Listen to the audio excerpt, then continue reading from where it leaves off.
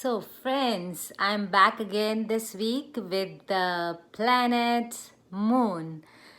तो आज हम बात करेंगे मून के बारे में, how it is important, where it is place and where it gives good results, where it gives bad results and what we can do to improve the bad part of the moon if it is placed in the bad position in the kundli.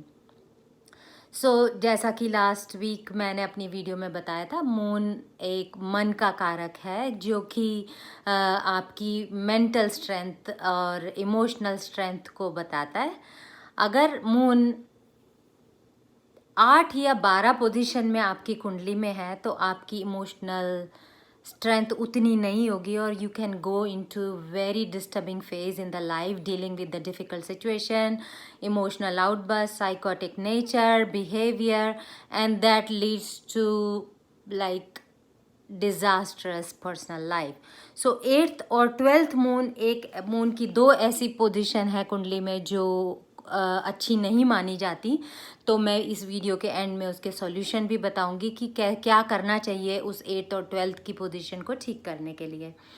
और सबसे अच्छी position moon की 9th house है जो कि गुरु का house है, भगवान का हाउस है, जुपिटर का हाउस है. तो जब why moon is placed very good here और पीपल कंसिडर और books consider it very good, क्योंकि 9th हाउस भगवान का घर है, स्पिरिचुअल का घर है. उसमें अगर आपका मन बैठ जाए तो आपका मन स्पिरिचुअलिज्म से जुड़ के भगवान के साथ जुड़ता है और उस मन में अपनी वाणी से आप भगवान से जुड़ते हो. तो अभी तक तो मैंने शायद एक ही कुंडली देखी है जिसमें मून 9th हाउस में है, बाकी मुझे मौका नहीं मिला देखने का. और वो एक पर्सन है अमिताभ बच्चन. यस, अमिताभ बच्चन की कुंडली में 9th हाउस में मून है, जो कि शायद लोगों को ना पता हो, बट कुंडली देख करके ये इजीली कहा जा सकता है कि ये पर्सन भगवान से अटैच्ड है, इमोशनली बहुत ही जुड़े हुए हैं और शायद कहीं ना कहीं मन के भाव में उन्होंने भगवान को पा भी रखा है अपनी वाणी से. क्योंकि आपने देखा होगा कितने भजन, सुंदर भजन वो आत्मा से जो निकल के आते हैं, वो जबान पे आते हैं, वो तभी आ सकते हैं जब भाव पूरा भगवान के लिए, मन पूरा लिप्त हो उस भाव में. तो मून की सबसे बेस्ट पोजीशन है 9th हाउस, गुरु और स्पिरिचुअलिज्म का, भगवान का घर. और 8th और 12th वर्स्ट प्लेस है जहाँ मून बहुत ही डिफ़िकल्ट रिजल्ट्स देता है, जिसकी भी कुंडली में होता है. और all other places are on and off, good, neutral. और 11th हाउस में बहुत पैसा देता है. लेकिन अगर इन सब में कोई भी अलॉन्ग विद मून कोई और ग्रह, बैड ग्रह जिसे बोलते हैं हम, राहु, केतु, शनि या फिर मार्स, ये 4 ग्रह अगर मून के साथ बैठते हैं तो वो भी बैड इफेक्ट दे सकते हैं, डिपेंडिंग अगर आपकी कुंडली में गुरु अच्छा नहीं है. तो अब क्या किया जाए, क्योंकि ये तो भगवान ने लिखा है कि आप किसी फीलिंग से पैदा हुए हो, कुछ चीज़ अपने कर्मों से सुधारोगे, कुछ चीज़ दान पुण्य करके करोगे, कुछ कंटिन्यूस एफर्ट्स के बाद करोगे. तो ये क्या किया जाए अब, इसका कोई सॉल्यूशन नहीं है. तो सबसे बड़ा सॉल्यूशन है श्री कृष्ण भगवान, जो कि चंद्रवंशी हैं, उनकी आराधना की जाए सच्चे मन से और उनको प्रतीक मान के कि वो किसके कारक हैं. वो प्यार के कारक है, प्रेम के कारक हैं. और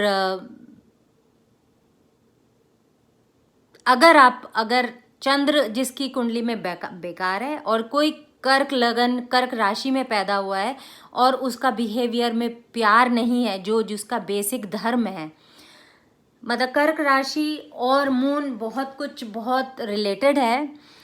तो मैं इसको थोड़ा और क्लैरिफाई करना चाहूँगी हियर, जिससे कि लोग कंफ्यूज ना हो.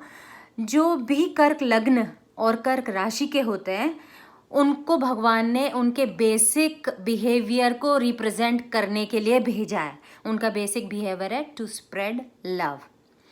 अब कोई कर्क राशि और कर्क लग्न का है और उसके बिहेवियर में अकारात्मकता है, बिकॉज कहीं ना कहीं मून बहुत बैडली प्लेस्ड है, या फिर moon is affected by some other bad ग्रह, तो उसकी लाइफ तहस नहस हो जाती है। तो कैसे बैक ऑन ट्रैक आया जाए जिसमें कि आप अपने जो जिस राशि के साथ पैदा हुए हैं उसका फुल फ्लेजेड आप अपना प्रेजेंट करें। तो उसके लिए कृष्ण भगवान जो बड़े कृष्ण भगवान जो पूरे युवा कृष्ण भगवान की पूजा करें। क्यों मैंने कहा है युवा कृष्ण भगवान, क्योंकि युवा कृष्ण भगवान में जो प्रेम का भाव और रस था वो सबसे ज़्यादा था, ना कि बाल कृष्ण में वो रस नहीं था। और मैच्योर कृष्ण जिन्होंने महाभारत के समय पूरी गीता का व्याख्या किया वो प्रेम रस नहीं था। तो जो राधा कृष्ण जी के साथ जो रूप है कृष्ण जी का, अगर उसकी आराधना करें, पूजा करें, मंडे का फास्ट कर सकते हैं तो बहुत अच्छी बात है। मंडे का फास्ट नहीं कर सकते तो 1 किलो चावल मंडे को किसी गरीब को दान कर सकते हो। और अगर कुंडली में मून बैड प्लेस में है, बहुत अच्छे रिजल्ट नहीं दे रहा है, साइकोटिक बिहेवियर है, और कुंडली में गुरु भी बहुत अच्छी पोजीशन में नहीं है, तो ऐसे में आप शाम को दूध में हल्दी डाल के, दूध में केसर डाल के पिए, तो आपके जो गुरु के इफ़ेक्ट हैं, जो आपकी विजडम अच्छी हो, मेंटल आपकी स्ट्रेंथ और इमोशनल को स्ट्रॉन्ग बनाए, उसलिए आप पीला रंग का दूध शाम को, दिन में नहीं, शाम को पिए।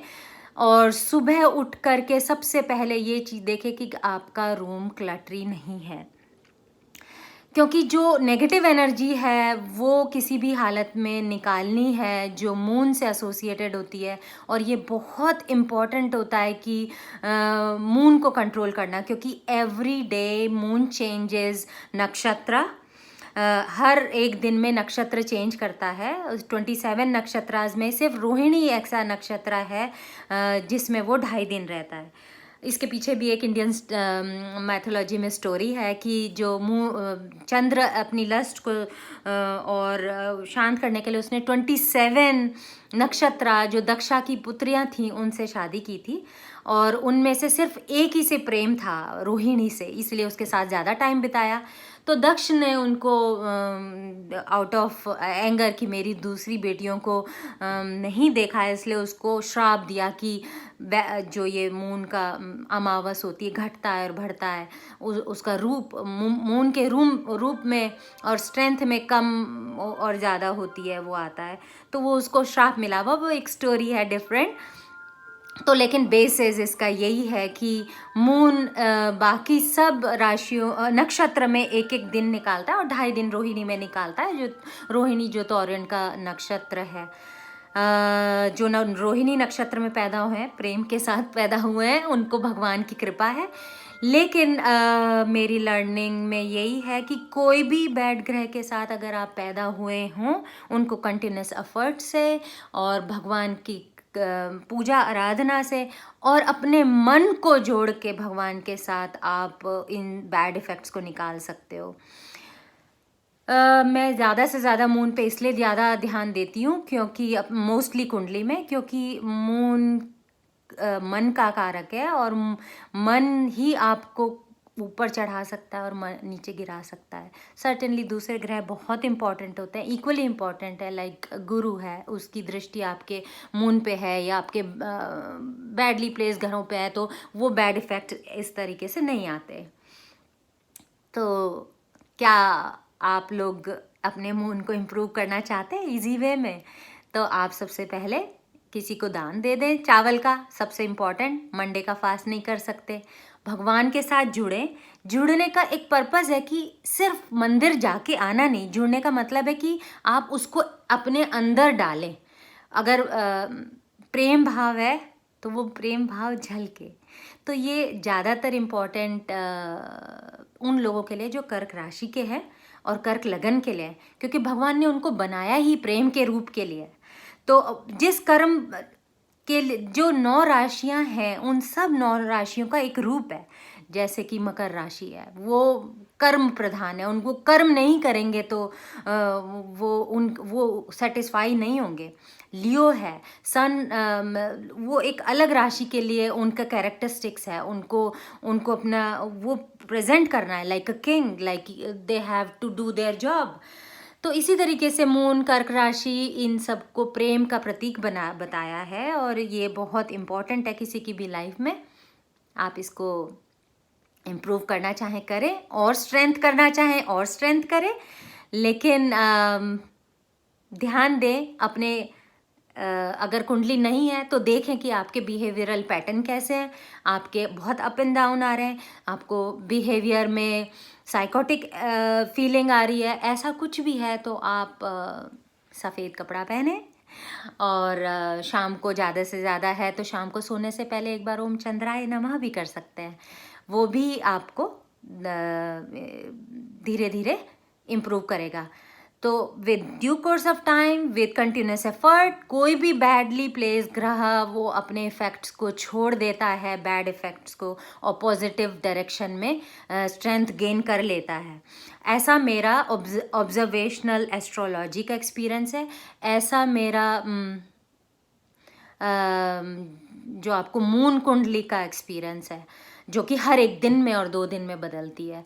तो it is possible, but all is in your hands. Kundli or astrologer cannot make or change your life. It is you who have to change your life. Find out what you are dealing with, what are the graha negative in your kundli, और कैसे आप उसको improve कर सकते हैं।